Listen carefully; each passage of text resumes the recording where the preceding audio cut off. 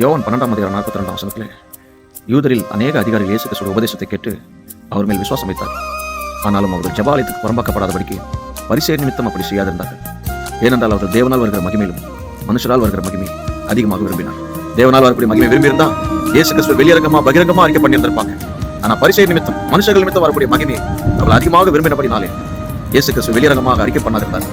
அதனாலதான் யோவான் 3:1 கூட யூதர்கள் அதிகாரியாகிய ஒரு பரிசேயன் நிக்கோதேமு என்பவன் பகற்காலத்தில் இயேசு வந்து சந்திக்காமல் யாருக்கும் தெரியாம மறைமுகமாக ராக்காலத்தில் வந்து இயேசு கிறிஸ்துவை அவன் சந்திக்கிறான். அப்படிப்பட்ட அந்த பரிசேயனுக்கு தான் இயேசு பிரசங்கம் பண்ணாரு.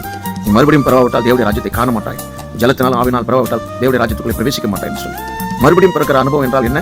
இயேசு கிறிஸ்துவை வெளியரங்கமாக அறிக்கை செய்வது, அவர் தேவனுடைய குமாரன் என்பதை விசுவாசிக்க வேண்டும். அதை வெளியரங்கமாக அறிக்கை செய்வது, கர்த்தராகிய இயேசு கிறிஸ்துவை ஏற்றுக்கொண்டு நீங்கள் விசுவாசிக்க வேண்டும். அப்பதான் மறுபடியும் பிறக்கிறது.